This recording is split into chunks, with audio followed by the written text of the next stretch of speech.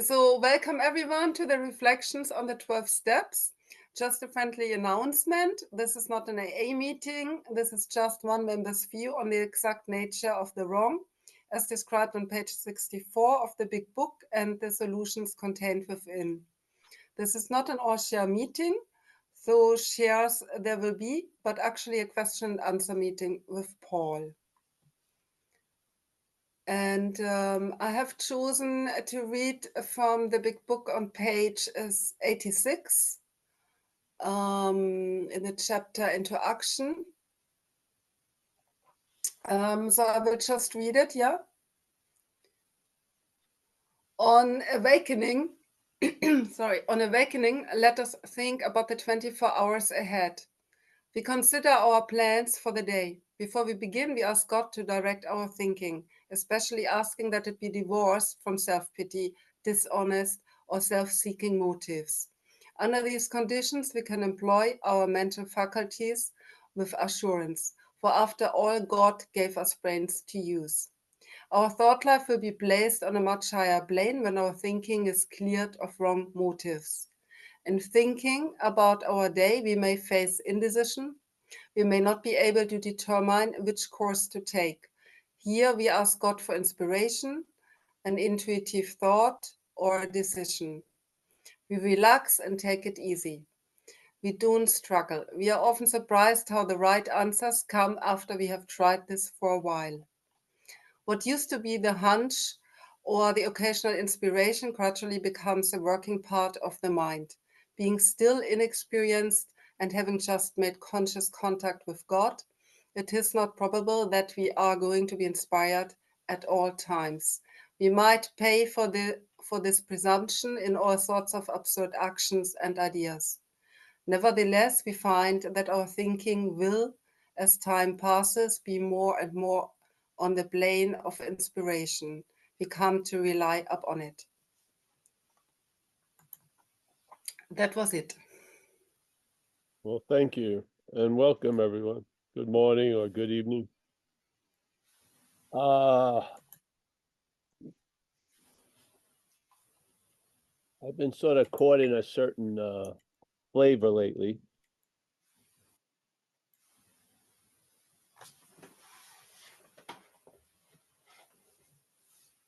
And I'm going to read this from that section.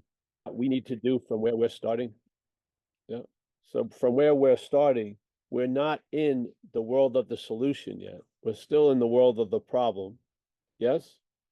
And we're going to have to act ourselves into right thinking. And where maybe in another level of mind, you could, through thinking, you could think yourself into right action. But we're not there now. Yeah? So it says the chapter is into action. Does that seem to be a call to the spirit or to the body identification?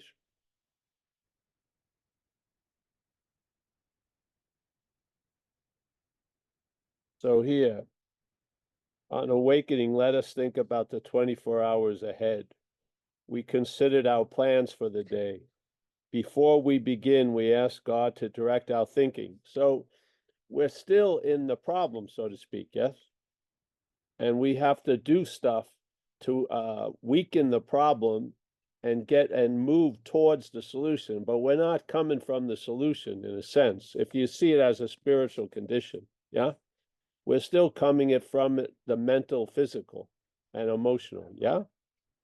And so, and it's been out of control, and we have realized that on some level we're not managerial quality, and so we have to change what we do and maybe and try to change a little how we think and how we react to things. This is all in this world, yeah? But the solution is not of this world, is it? It's called a spiritual solution. Do you see spirit in this world? You see things, yeah? So I believe this whole idea of someone says work the steps, but it really, like someone pointed out, we take the steps and then the steps take us. The steps don't take us. Something of spirit takes us. Yeah. we've already been taken by the head. And that's why in the third step, we can only make a decision to turn our will and lives over to the care of something greater than self or the head, because we're dominated by the head at the moment. Yeah. So the only thing the head is takes to be true is an action. So we have to take action. That's why the bulk of the program is 4 through 9, the action steps. Yeah. Because we're an action figure, so to speak. Yeah. But when we take the steps, something takes us while we take the steps. Yeah. And I feel that's the spiritual solution. And then we start, as it says here, it talks about you'll be brought to different planes of thinking and stuff like that. So here he goes. We ask God to direct our thinking because something else has been directing our thinking. Yeah. So it's like we're asking the new employer to direct our thinking because we are willingly, unwillingly, we've come to a situation where it's unbearable to be led and directed by the self. Yeah. It's just not freaking working. Yeah. And so we're asking for something else to direct us.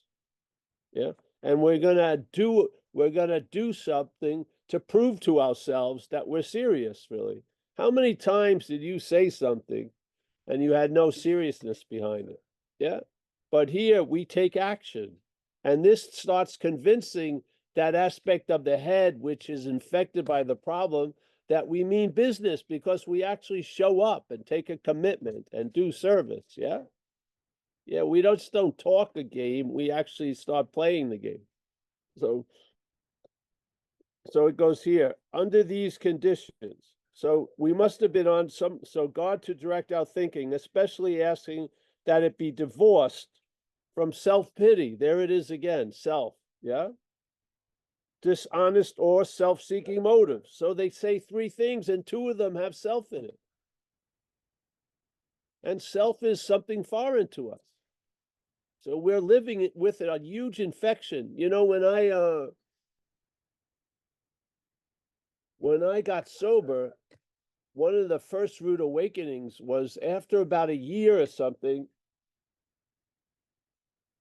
I used to be a house painter, and the building I was living in, we were painting. And for some reason, I looked and my knee got super swollen, but I hadn't hit anything.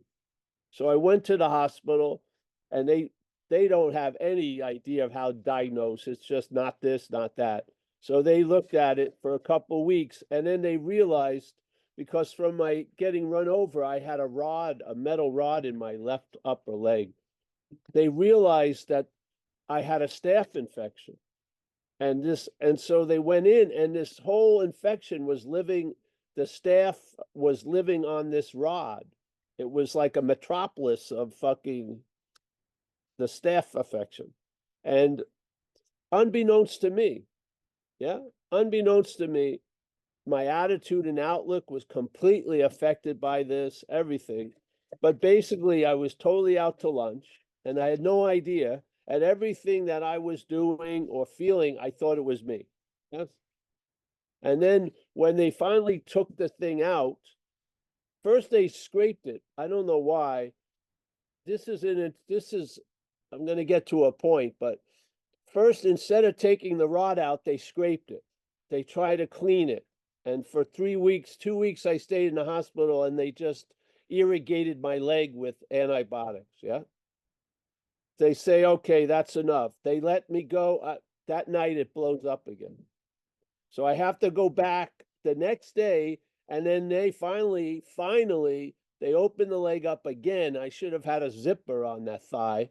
They open up the leg again, and they finally take the rod out, which was the Petri dish the staph was living on. Yeah.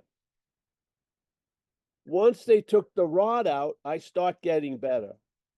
And through the antibiotics, which I had to take every day for 3 months, I had to have a woman from AA who volunteered to give me, antibiotics on the weekend with the bag, or I would have to stay in the hospital.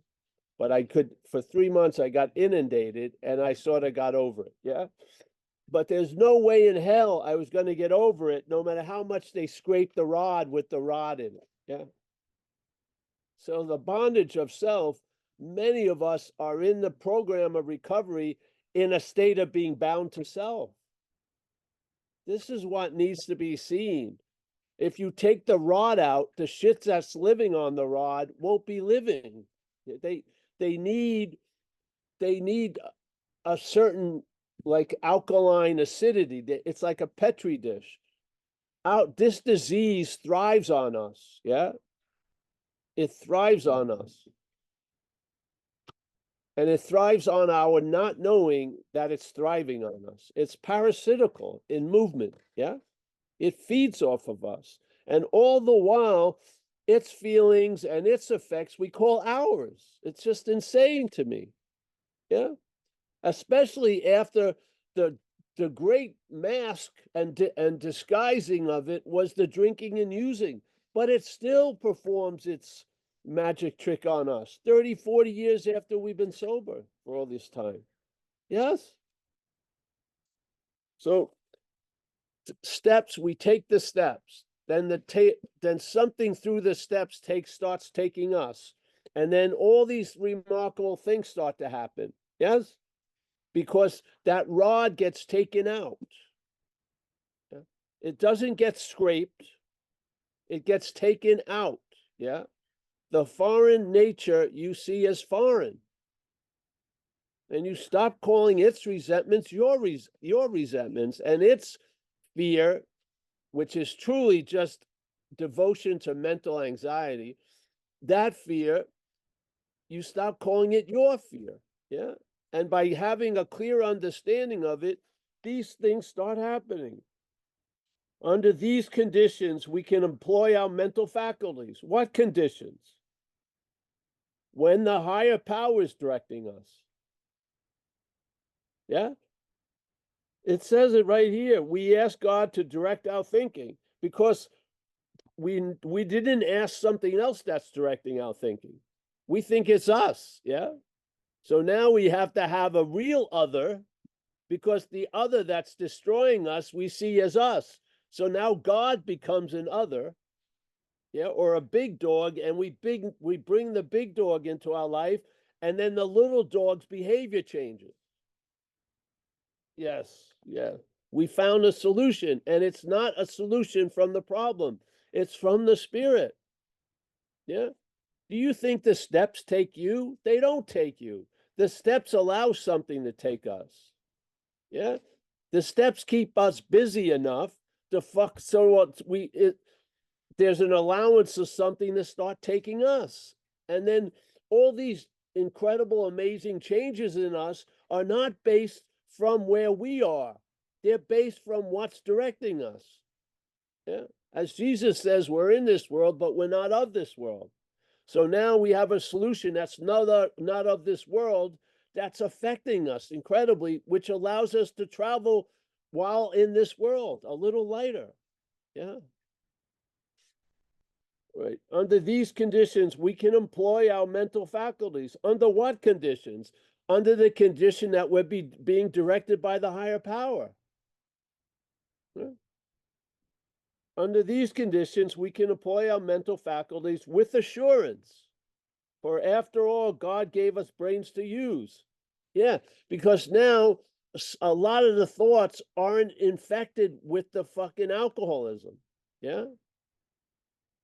You're having thoughts that may get you a job that you may need to survive. Yeah. You may come up with an idea that you can sell that produces a certain whole livelihood and gives other people work. Yeah. Our thought life. Yeah. Now, isn't that where the problem resides? In our thought life? Our thought life will be placed on a much higher plane. Does it sound like you did it? What is it that places our thought life on a higher plane? Is it us by thinking? No, no, no. By doing the steps, something is given permission to come into us, and it starts changing us. Yeah.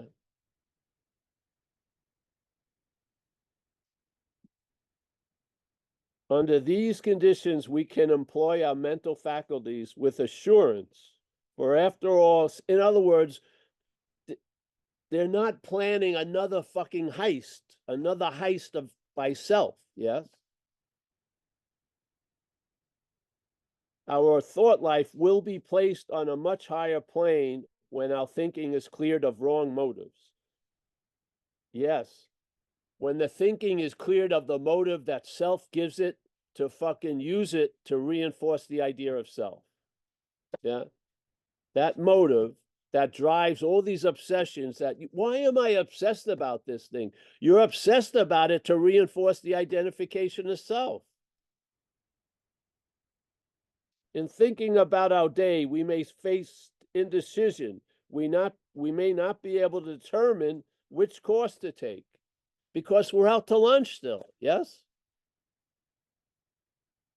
How are you gonna, if blue is seeming red and green is seeming yellow, yeah, I would say that has to get corrected before you have an assurance that blue is blue and red is red, yeah? In thinking about our day, we face indecision. We may not be able to determine which course to take. That's why we have sponsors and shit, yeah?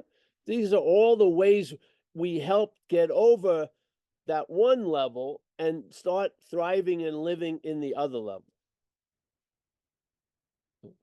We relax here. We ask God for inspiration. How many times when I was going out looking to buy Coke, I wasn't asking God for inspiration or an intuitive thought or a decision. The decision already had been made. We relax and take it easy. Yeah, that's how when I wanted Coke and I didn't have any, that's how I responded. I relaxed and took it easy until I found some. No, that's not how it worked. It didn't look at all like that.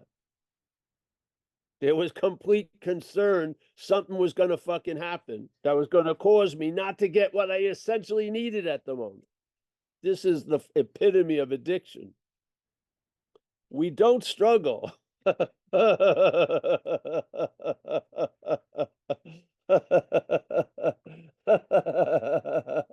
Come see, come saw, Coke, no Coke, all's fine. Yeah. Drink, no drink, it's okay.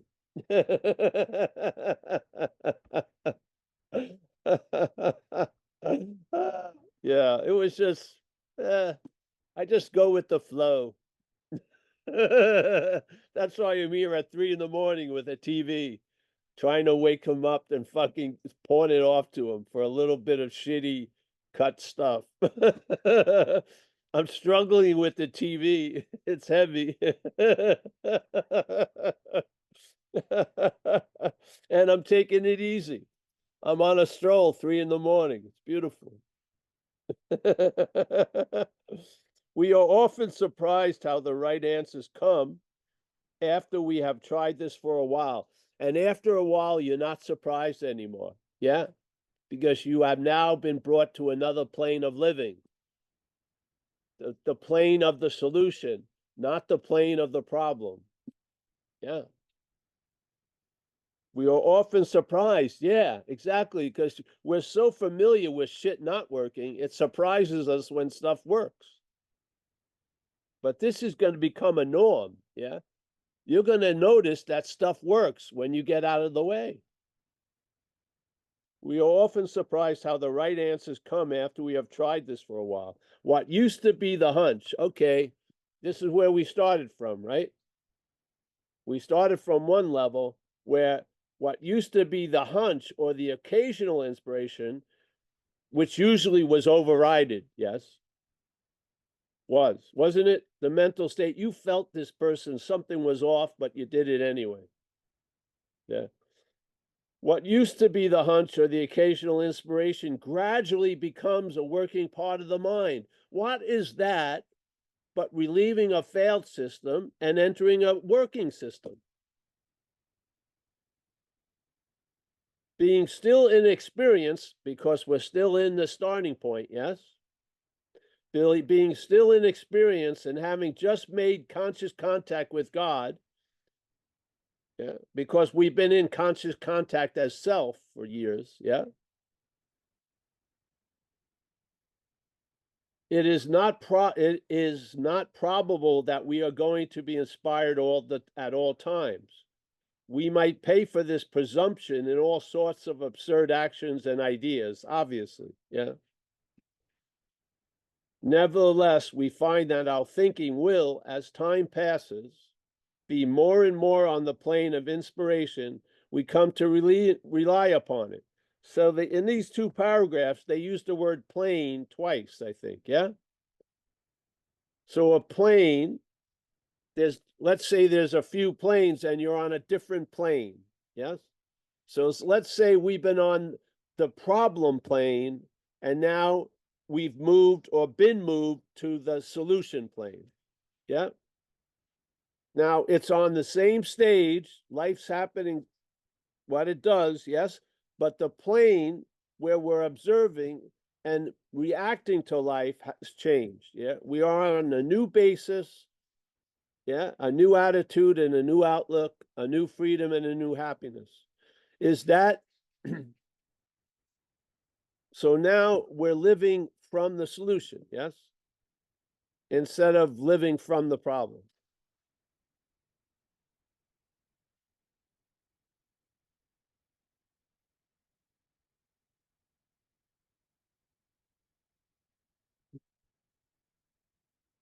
Here he goes. Nevertheless, we find that our thinking will, as time passes, be more and more on the plane of inspiration. We come to rely upon it. Exactly. What does self-reliance shows us? It's failed, yeah? What does reliance on the higher power show us? It works. You are now my brothers and sisters, we are now been put into a different plane of existence, yes? A spiritual based plane instead of a mental based plane.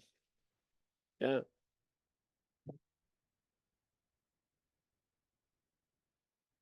If you're here on this plane, does it demand a lot of maintenance? I don't see it. Yeah. Maybe just sharing the gratitude and the joy of living on this other plane is more than enough. Yeah.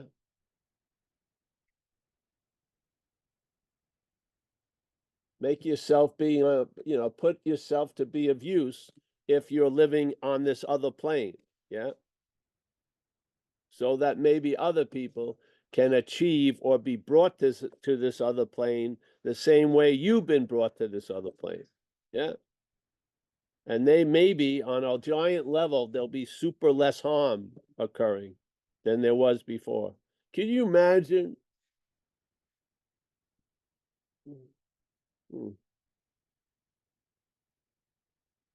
You know, when I did this, one of the first world conventions I ever went to was in San Diego. There was over 70,000 people. I think there may have been two police things go on. Could you imagine if 70,000 of us as active alcoholics landed in a city? What would occur that next week?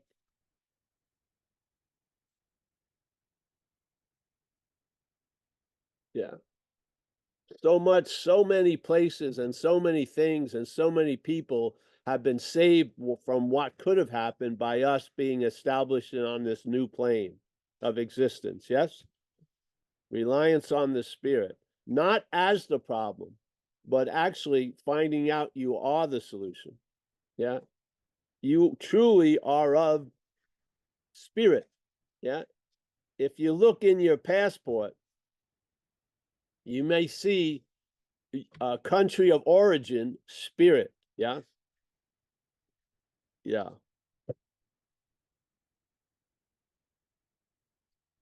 Yeah. Thank you for the reading. Fantastic. So I've been on this little kick lately because I truly see that if you are in the problem and the only way you could read anything is as a problem, obviously the solution masquerading in the world of the problem would demand action, yes? But then, as you see, its effects on page 84 have nothing to do with us. It says you will be placed in a position of neutrality. The problem will not exist for you. It will happen automatically, and it had nothing to do with any thought or effort on your part. Does that sound like a solution in this world? No, it doesn't to me. Usually a solution becomes a problem in and of itself because it demands so much. But this solution is you're placed in a position of neutrality with no thought or effort on your part.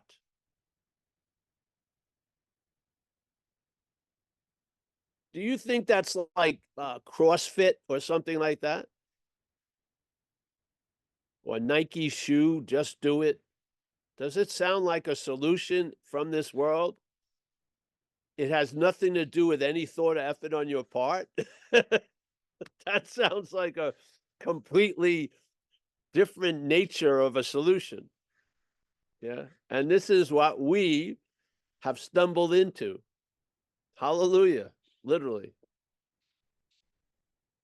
Could you imagine if your spiritual maintenance was like CrossFit or whatever that thing is every day? You'd have to work out and shit. Every year you'd sweat it through everything. You'd have to buy a new uniform and all this shit. And,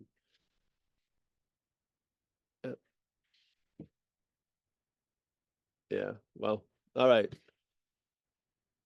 I hope some of it gets through. I'm just totally stoked about this whole idea because in the book, people get confused because the solution sounds like it's doing and having and getting and stopping and swearing off, which it is because we're in that realm or that plane, yeah?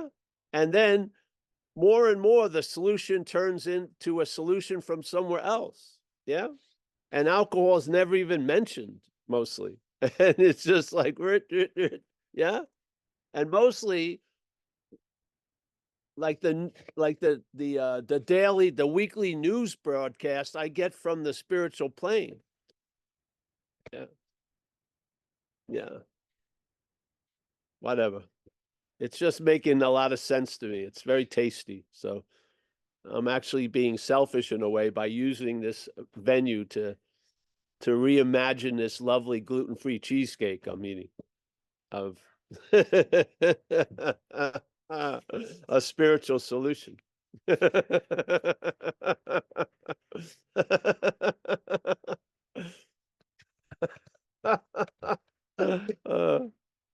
Yes, all right. Thank you.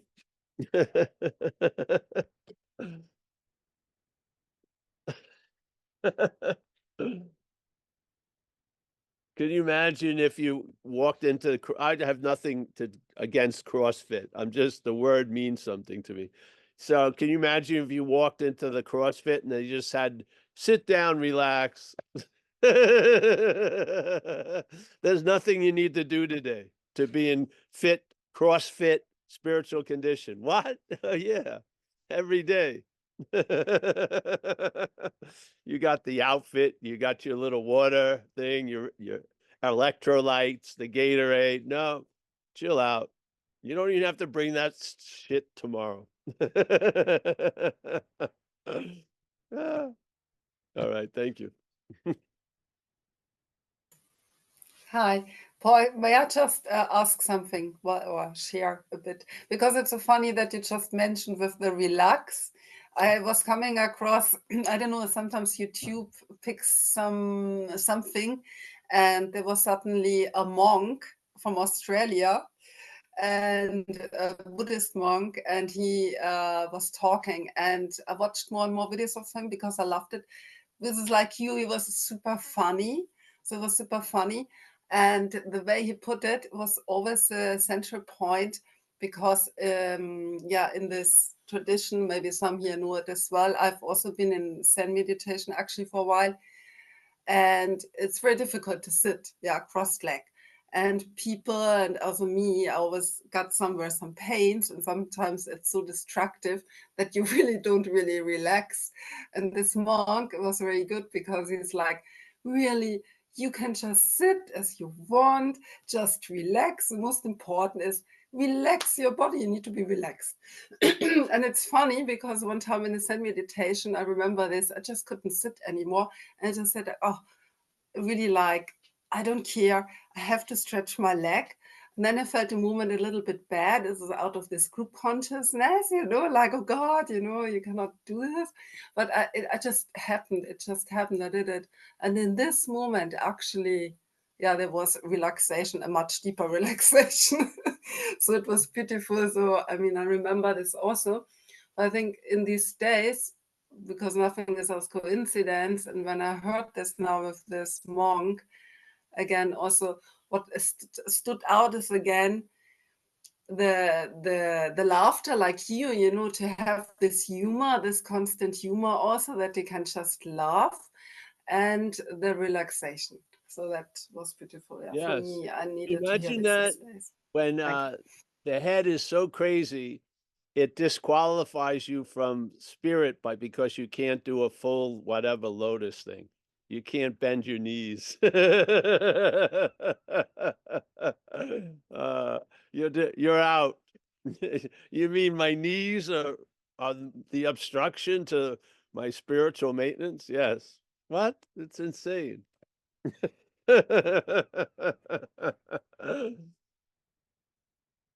It's what else are you going to do if something has been removed from you?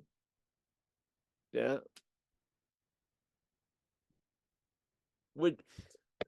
Let's say you had a tumor on your body.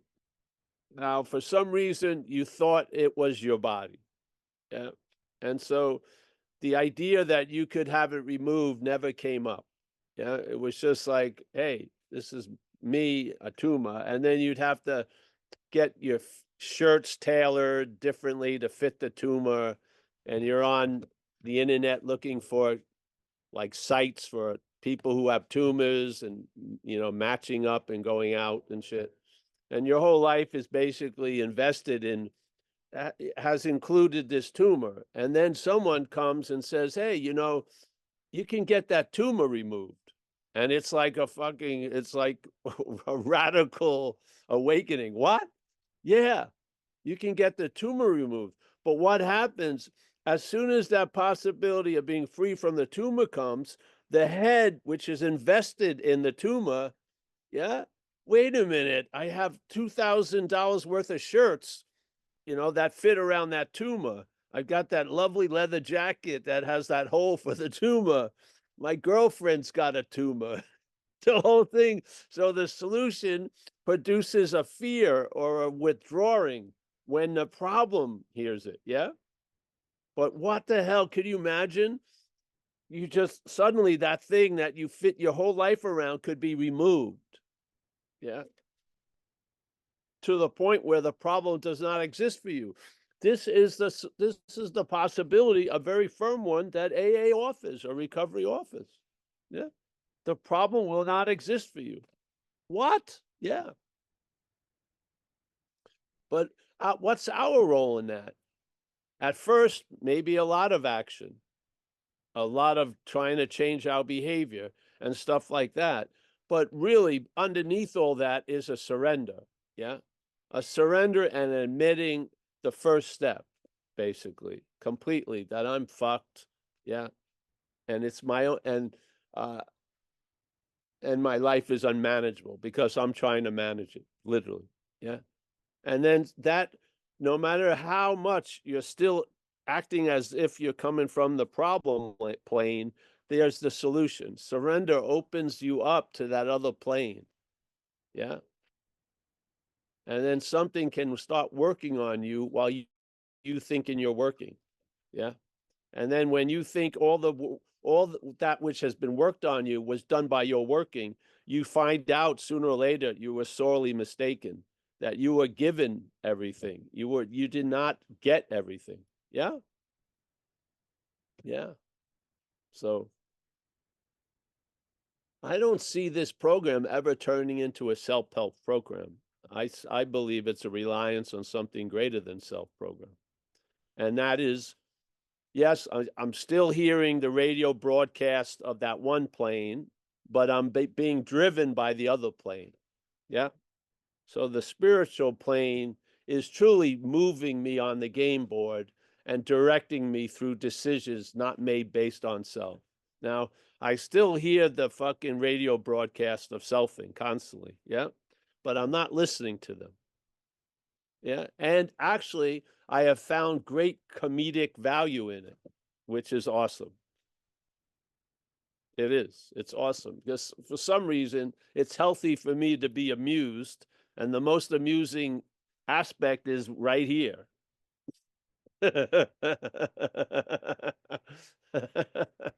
So, yeah, if you see them, when you think you have a lot of, this is humbly just my opinion. When you believe you have a lot to do to maintain your spiritual condition, you're you're approaching that from the problem plane, so to speak. Yeah. Yeah. You're trying to do the physical being directed by the mental to become something else spiritual, which it's not going to do. It has its ideas of what spirituality may look like and how you should start wearing more relaxed clothing or let your hair grow and shit like that. But your spiritual condition will be of the mental and physical. Yeah. Well, I humbly believe this program will allow you to see the mental and physical from a spirit. Yeah. And in that, the mental condition diminishes. The physical condition is seen in a much clearer, different light. It actually, that's the biggest break it ever gets, when your mental fucking hen gets off of its egg, so to speak. Yes. And then that, that hunch becomes intuition, and instead of the courage to change the things I can, and to serenity to admit what I can't change, you're in the wisdom to know the difference stage. Yeah. So, yeah, you're not trying to change shit that can't be changed, and you're not trying to, yeah, it just changes everything. The wisdom. So, yeah, this is, if people are going to sort of share or present, let's say, how it's going to look over the years, this is really looking how it's going to look from the migration from the mental physical plane into a spiritual plane. Literally. Yeah.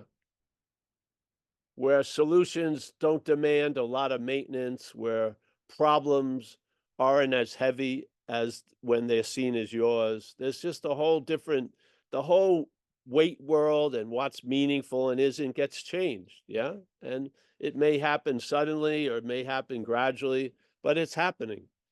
Yeah.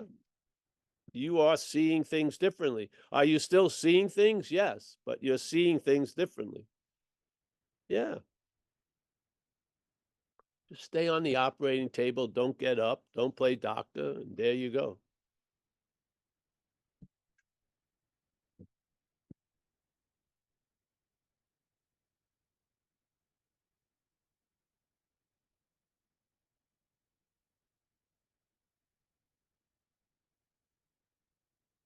Yeah. Anyone?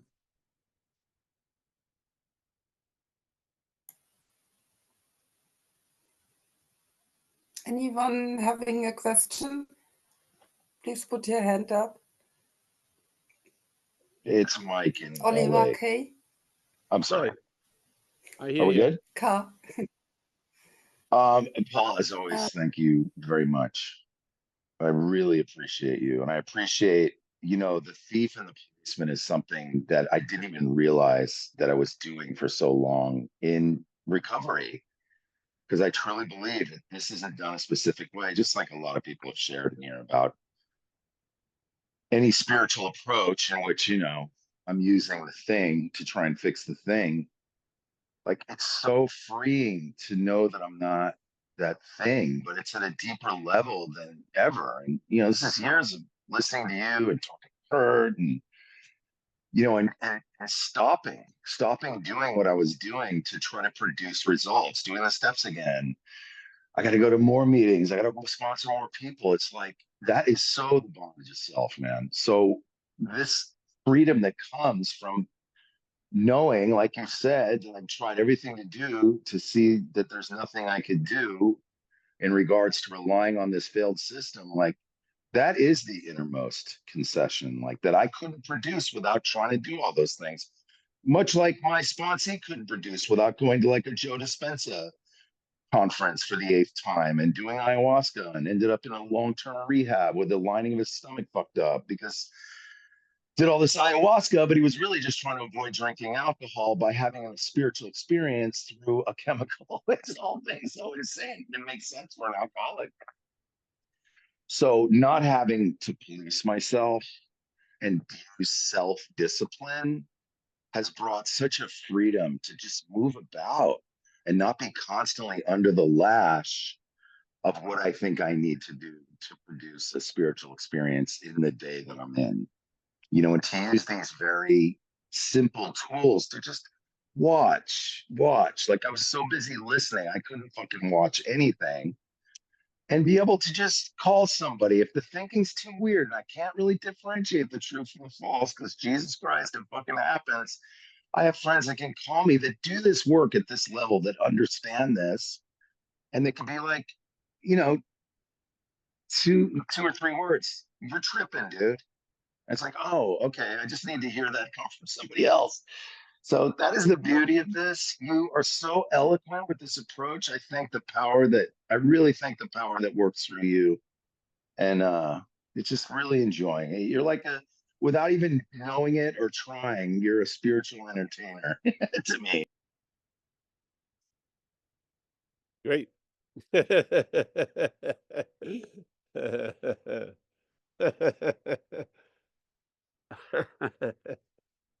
Yeah. Well, a lot of times in the book, they switch, yeah? Sometimes you're the source of all your problems, and then sometimes it says you have nothing to do with it. And so I think a lot of messages usually appear in in different planes, yeah? And then you think, that seems to contradict the other, but in a sense it doesn't. Right. Because if you're in one plane, the solution will appear to fit or go, play itself out with that plane reality. Yeah. And then when there's another point where there's nothing that you need to do. And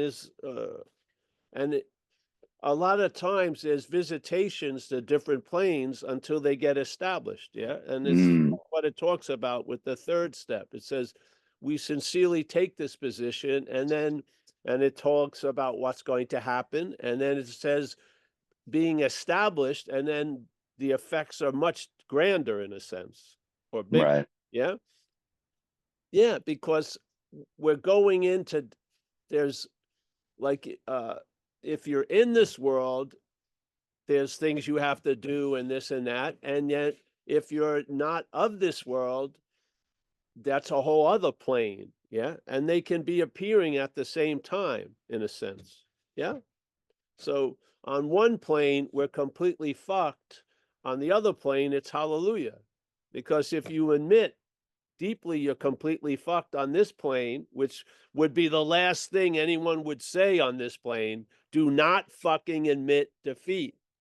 Just keep on, more, just do it, da da da da da. But when you completely admit defeat, it's a big win on the other plane.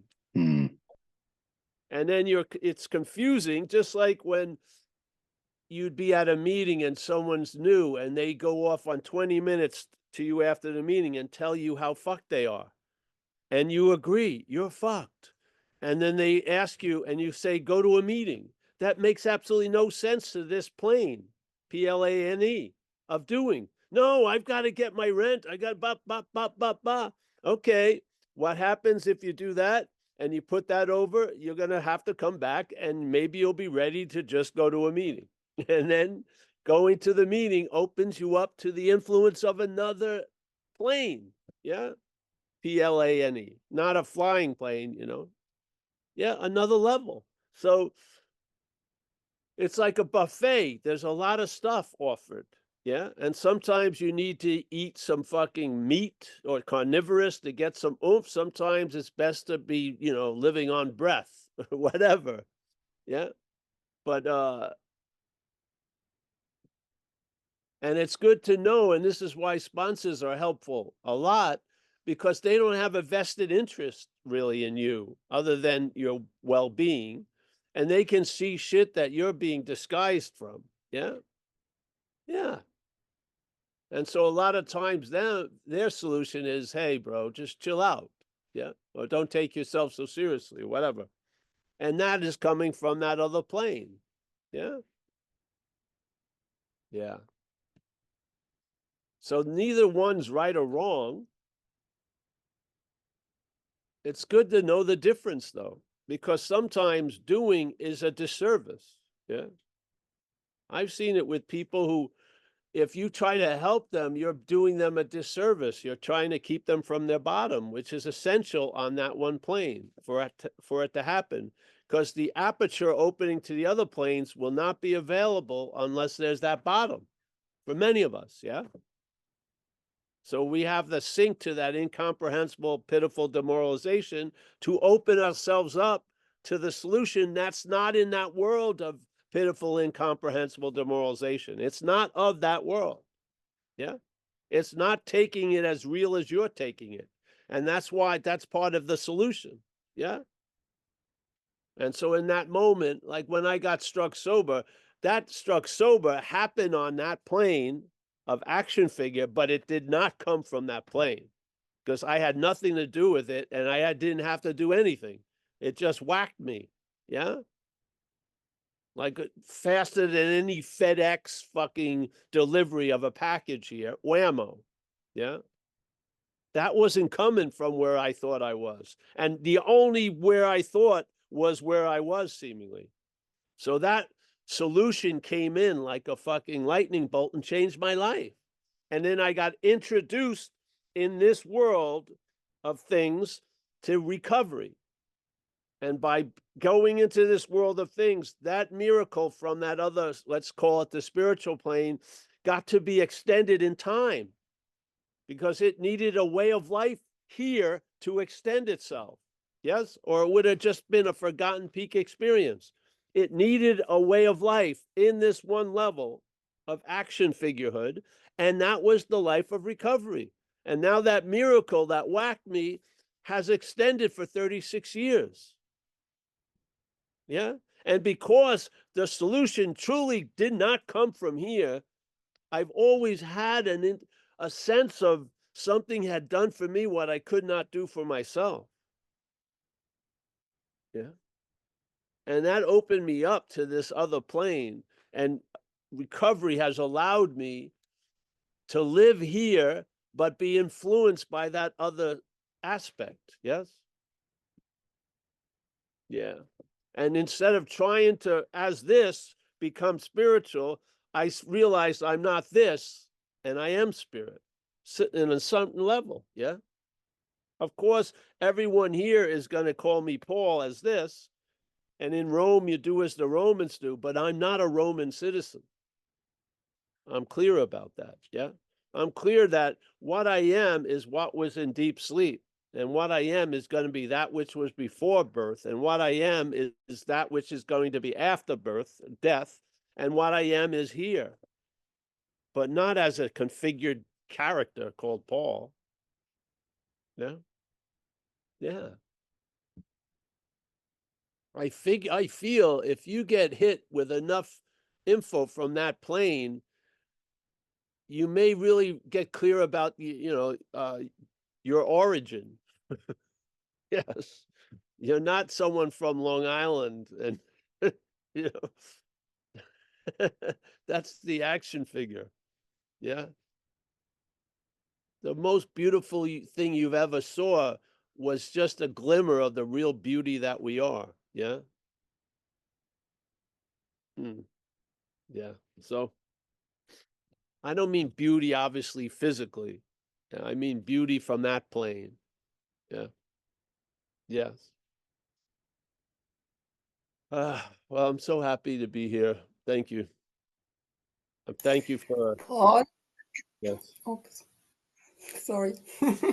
Oh, go ahead. Yeah. No, I thought you wanted to say goodbye because there's also Oliver from Berlin. He has a question. All right. Yes, that's fine. Yep. Thank you. Hello, everyone. Yeah, just checking in. It's been a while, and I like the reading as well, especially because kind of concerns what's been going through my mind lately.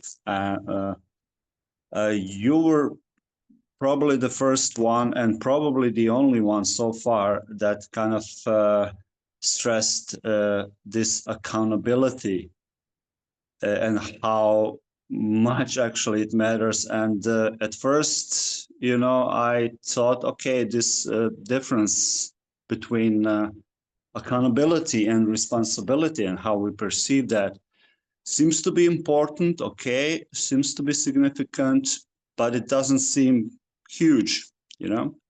But in the meantime, as you know, as the time went on, and I guess some recovery also, I realized that the difference actually is more than huge. It's very, it's amazing, because seems to be the difference between, you know, what we, you know, our two employers, you know, the difference between reliance on self and reliance on higher power.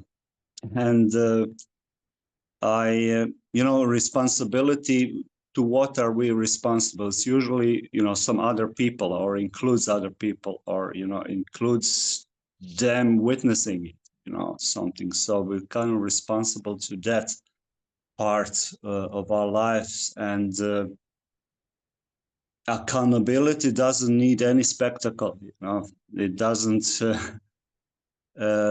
you know, it's something available without any, you know, all the time, anywhere, with no requirements, and we can access it. But it doesn't, you know, nobody needs to know if we did something that was accountable, right?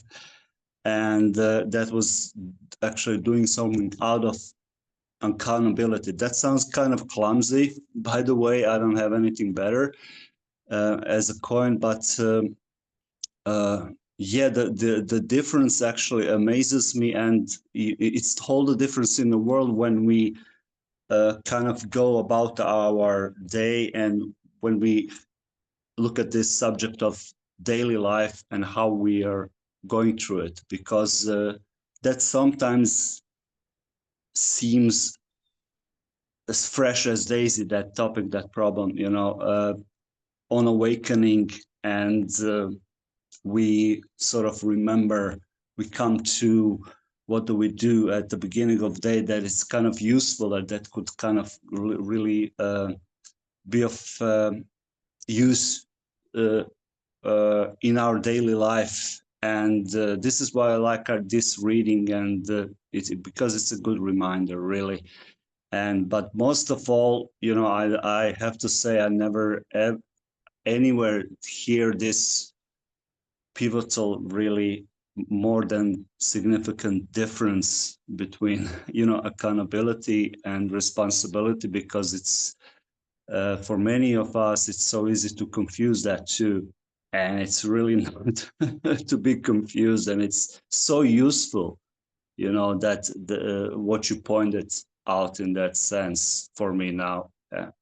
So Great. yeah. Yes. Yes. Yes. I mean, what's necessary on one level may not be necessary on another level. Yeah. And this is what you find out. Once you're not the doer and the big mover and shaker, you have a clearer eye to observe what actually is happening, just the way it goes. And then you realize on some level that encompasses a lot of stuff, which is something is doing for us what we can't do for ourselves. Yeah, just that's and then what does it say after that recognition? Let it. Yeah, let it doesn't sound like, all right, I started out with 50 pounds of let it, and now I'm lifting 300 pounds of let it. No, it doesn't sound like heavier let it, lighter let it. It's just I let it. Yeah, there's something that I don't know how to. It's sort of like if you describe gravity, it doesn't really get through. But if someone went into an anti-gravity chamber, it would, yeah? So you describe gravity, but while you're describing gravity to someone, you're both under gravity. And so it doesn't get through. But if instead of describing gravity, you would go in to an anti-gravity chamber, then you would know, yes? And then that description, if you've heard it, is going to make a lot more sense from the anti-gravity experience than the gravity experience, yes? So if you've been touched by spirit, let's say, in life, you're more apt to recognize how comprehensive that touching may be, how much effect it has, yes? Yeah, but if you're just seemingly living in one plane, nothing right or wrong with it, but if there's another calling based for you, you're probably going to get shook up there, and it may look like a terrible thing, but it's going to be a great hallelujah because it's going to open you up to the other possibilities. Yeah, I mean, yeah. So, all right, well, let's start. If there's no one else, we'll just start saying goodbye. And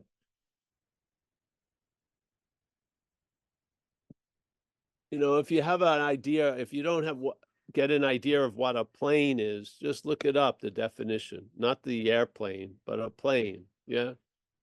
In certain, yeah. I think the use of these words were very specific. They were attempting to clarify something as best they could, which is really the theme of recovery, which is let it, in a sense. Not do it like Nike, but it's let it. Just let it instead of just do it. It's huge. Now you will just do it at times, but the attitude will be just let it. And we're not going to be selling sneakers. We're just let it. Let it be, Paul. And admit you can't let it, and then you'll see you're not that which can't let it. Yeah, just allow it.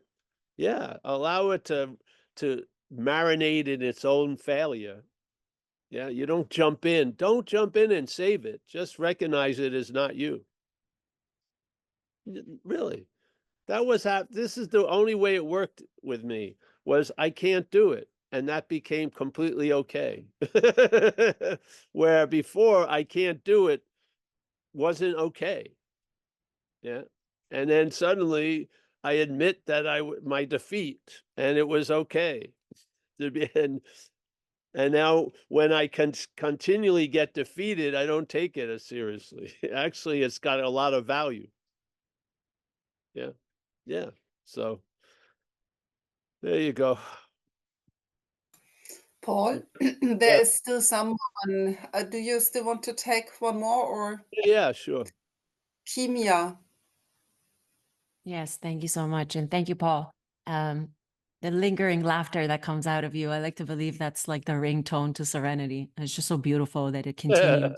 And sometimes, yeah, you just continue, and that's that spiritual plane. I have a question about something you mentioned about hunch becoming an intuition. And I think it's interesting that in this very reading, it tells us under these conditions, we can employ our mental faculties with assurance. And part of those mental faculties is my intuition, isn't it? My perception, my reason, my memory, my sensation, my volition. And so where is that turning point? Where have you noticed the turning point where you see the disease and activity of selfing for what it is? And it's already been distinguished that you are not that. So when you describe the transition from doing action and swearing off to being, how does that still show up for you in life today? Because there's a loss of interest that happens perhaps in what I used to do. And so it has less glam and glamour, but in that, where do I see this divorce really happening and turning that hunch becoming an intuition, and for me trusting those mental faculties in the right order on that plane of thought?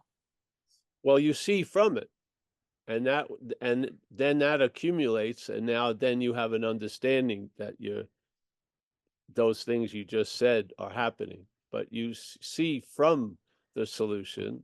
And this is like you're sitting under that tree, and this is the fruit that falls. Yeah. You pick up the fruit, and it tells you about the tree. Yeah.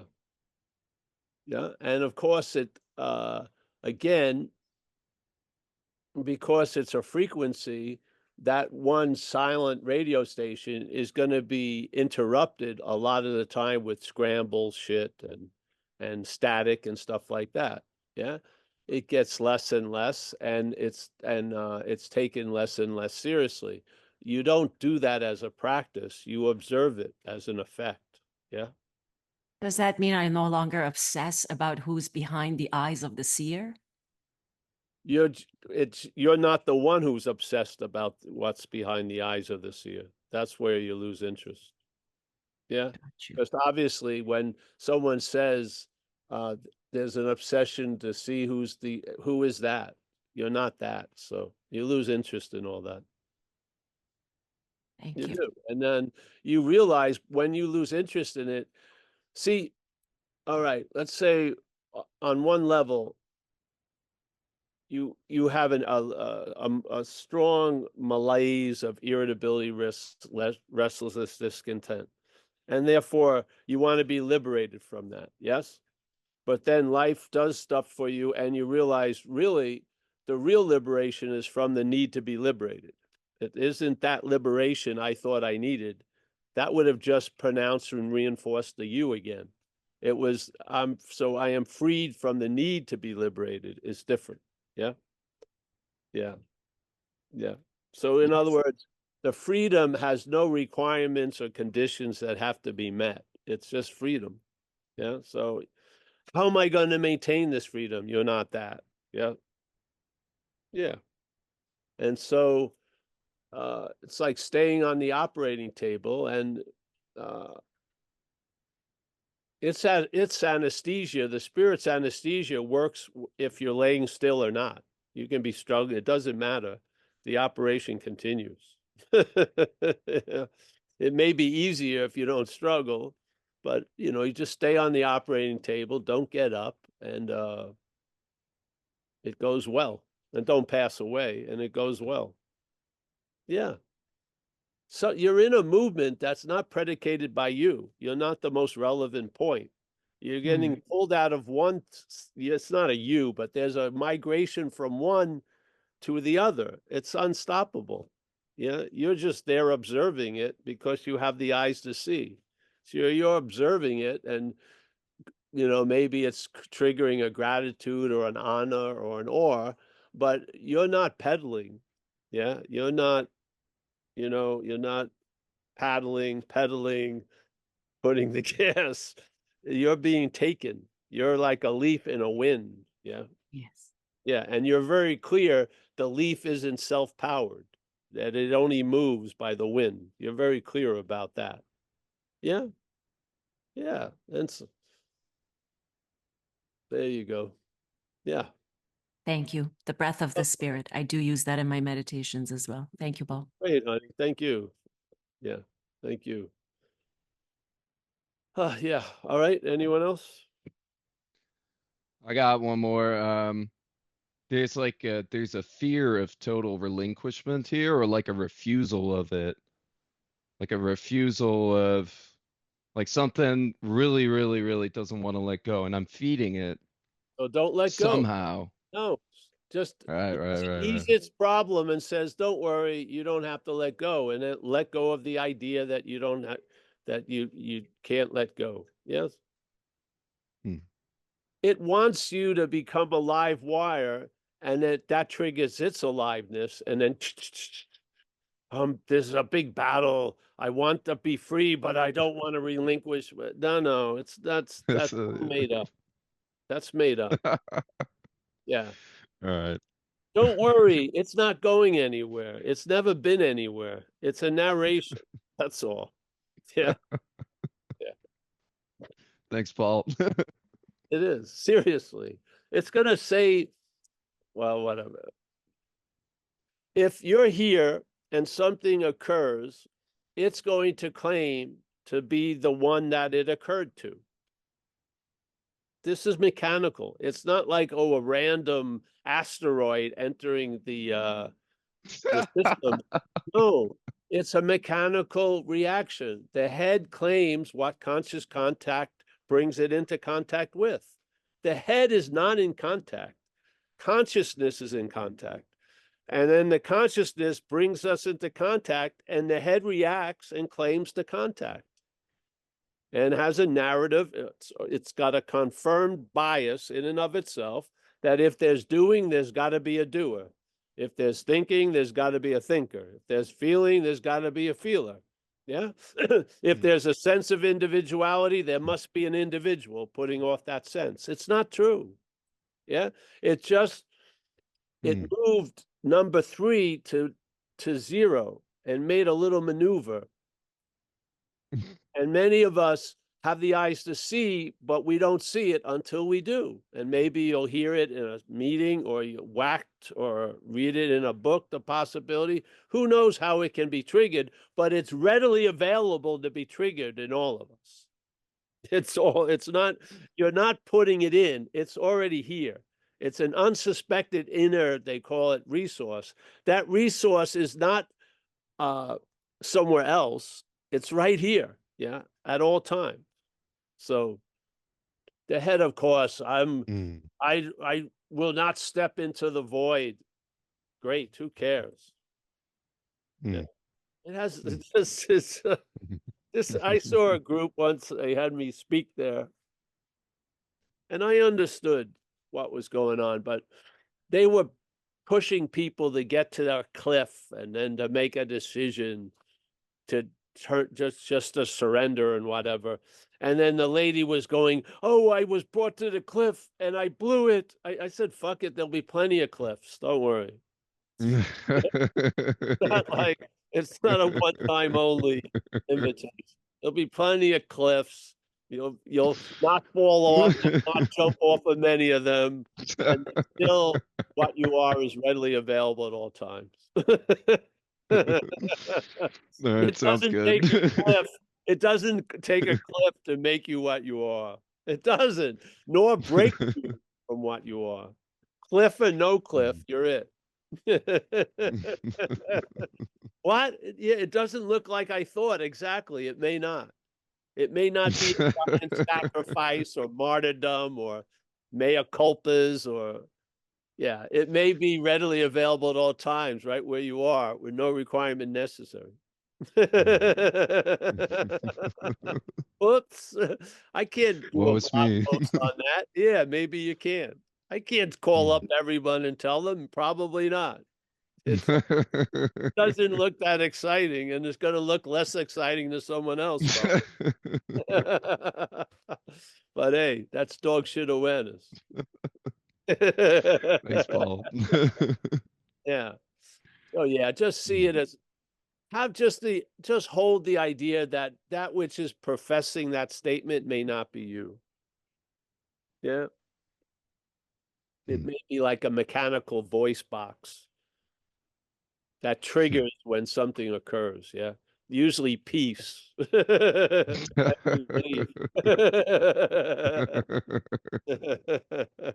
Peace means complete annihilation. No, it doesn't. Doesn't mean that at all. Let peace tell you what it means, not you tell what peace means. Mm. Yeah.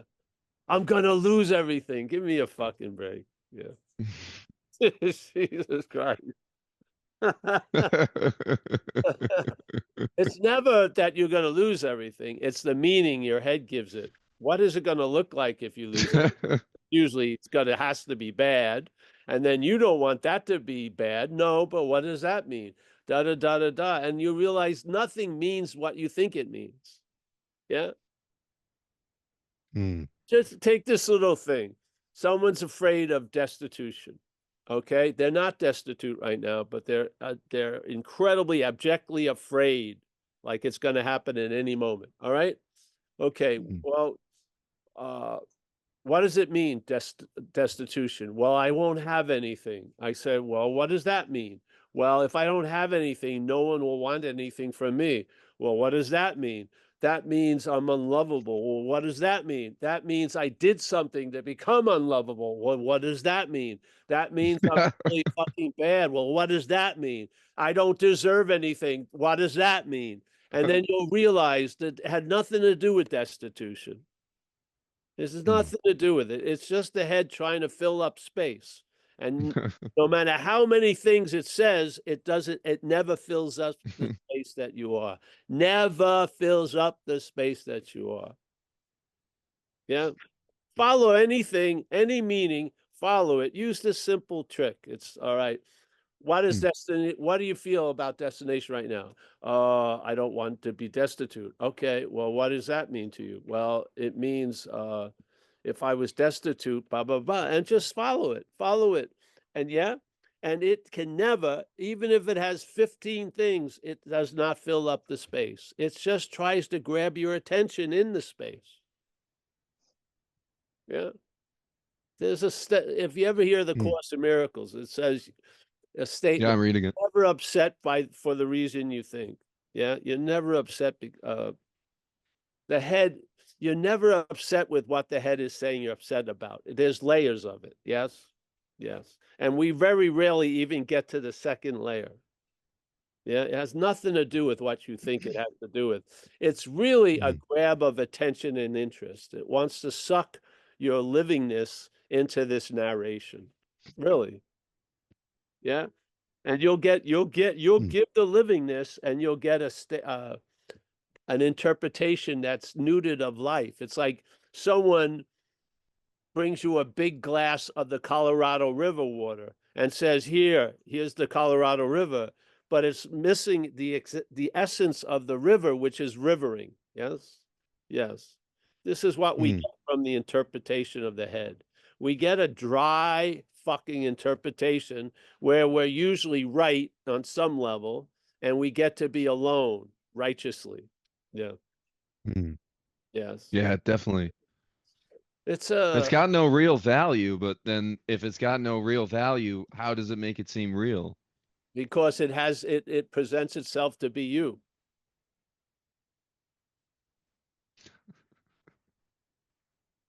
If you were Right. Paul and the head was Stanley, you wouldn't listen to Stanley. But the same head, if was seen as Paul, you'd be in great devotion to it, probably. Yeah. This is the Buddhism of the cherishing of self. There's a cherishing or an addiction to this idea of being me. Yeah, plain and simple. Whatever me, whatever different name it has, it's me. And it's been lifted above all the yous, and now you're a special you, so special that you have a different name called me. Yes, it's a mental addiction. It's a drug to the mental addiction. Yeah, and we're looking from the drug. We're not taking the drug. We're taking life as the drug, really, as self. So, yeah. If you had difficulty getting over addictions to things, man, you better fucking surrender around this addiction, because you're not going to get out of it as it. Yeah. So admit complete fucking defeat, even though you have a nice place and this and that. And in that moment, there's a possibility. Yeah. You'll get a message from another plane, so to speak. Yeah. Yeah. Yeah, bro. That's it. And then all of its warnings and everything, yes.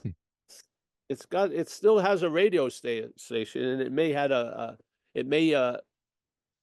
its broadcast is only in you, but wow. Yeah. This is the bondage of self. One of its many ways. The bondage of self is not like your arm is handcuffed by a pair of handcuffs. It's not like that to a tree. The bondage of Yeah. self is a many splendid event in a way. Most of it goes on without any of us noticing it because we keep calling it us. Yeah. But you probably wouldn't treat anyone like that thing treats you. Yes? Would you Nah, treat yeah, it's fucking anyone crazy. else that the way your head treats you? Would you? Probably not. No.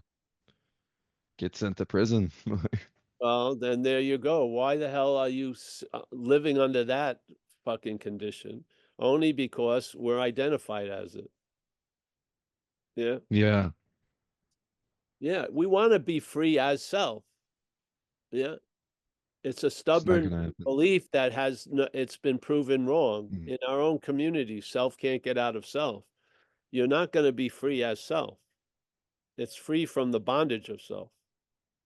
Yeah. There's no self to be free of. Self is just an imagination conjured up by the appearance of this thing we call Paul.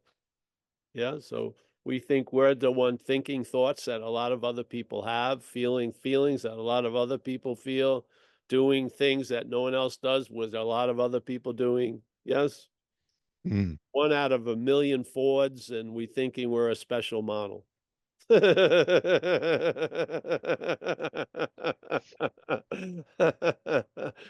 lengths of unique terminalness, unbelievable. Terminal uniqueness is unbelievable, literally.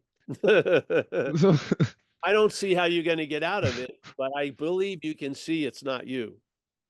I do not believe as that you can get out of it, but I believe that you can see it's not you. I do. That's how it worked with me. I'm serious. I'm telling you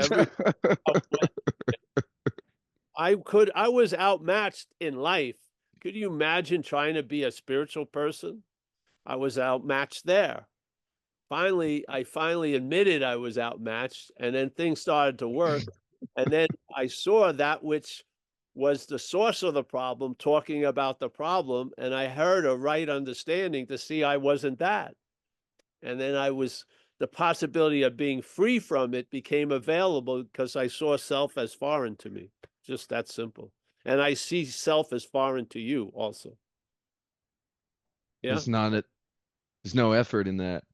It's the thought that there's some kind of effort to be made that seems to like keep the whole thing, like the seeking going, or Of course, because it's the level we're living under is doing and having and getting and holding and owning and protecting and defending. Yes. So if you're in a world of hammers, you see everything as a nail, and we're looking from an action figure level and trying to wonder what spirit would look like in an action figure level. Well, it looks like grace, something you can't see. It looks like effortlessness. It looks like an ease and comfort that wasn't produced by a heavy workout. It looks like a lot of ways. Yeah. And you have the eyes and the ears to see and feel it and come to a recognition of it by observing it. Yeah. And you tell me where it starts and you stop. I don't see there's any place where you start and it stops. I don't. Yeah. So here we are seeing everything from a physical point. It's going to end. Yeah. And they'll still be seeing everything.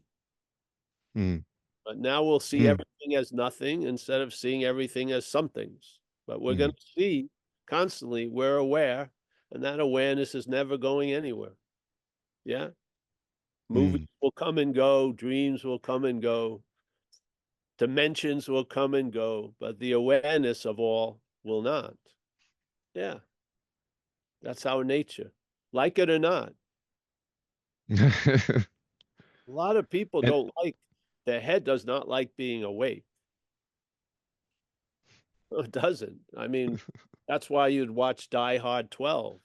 After you know there was only one good Die Hard, you hope it's going to work and you watch the next 11. Because you'll do almost anything not to not to confront the situation. I mean, yeah. Yeah, I mean this thing's just trying to get out of the destitution you're talking about. Yes. Right? It just wants out, and But that's its only agenda prerogative. what produces something can't get out of them. See, it has a role in what was produced. Yeah. So the bondage herself is producing the defeat, and now it wants to stand alone and in the victory of it. It doesn't go that way. Yeah. Yeah. Yeah. All right, I'm gonna go. Okay, thank you. Thanks, Paul. Let's say goodbye. And I always, Brian, yeah, everyone's here for each other. It's so nice if you're young and allow to have this, let's call it spiritual plane, dominate the rest of this life in the action world. It's such a cool thing to see in you, if you could grab it in the youth instead of having to be beat up and everything else to get there. So yeah, I'm always happy to see everyone, Martin and Brian, and it's the same drill, just don't get up from the operating table. Yeah. Yeah. All right. We got Miss Volkman. Thank you for so much for running it today. Michael Stacy, as always. Oh, and we're going to be here later on today. Almost forgot. 4:30 Pacific time. We'll be here again. Axel, nice to see you. Martin, Lebowski, Mickey, our forever greeter, Terry and Camarillo. Yes, Terry's got long-term sobriety. Mickey does. A lot of people do here. They don't have it. It has them, really. And yeah, it's to be captured by the spiritual plane is the way to go, so to speak. Marl, nice to see you, honey. Joseph, as always. You're looking pretty dapper there, Joseph. You got the beard, the shirt and shit. Rico. Vlad, my man in Portugal. Always a pleasure, Vlad. Always a great pleasure, Vlad. Stephen M. Thank you. Yes.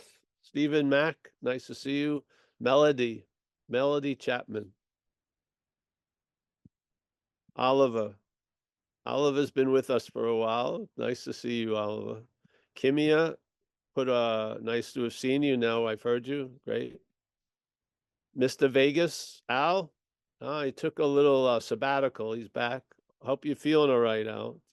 You bought a beard, Al, eh?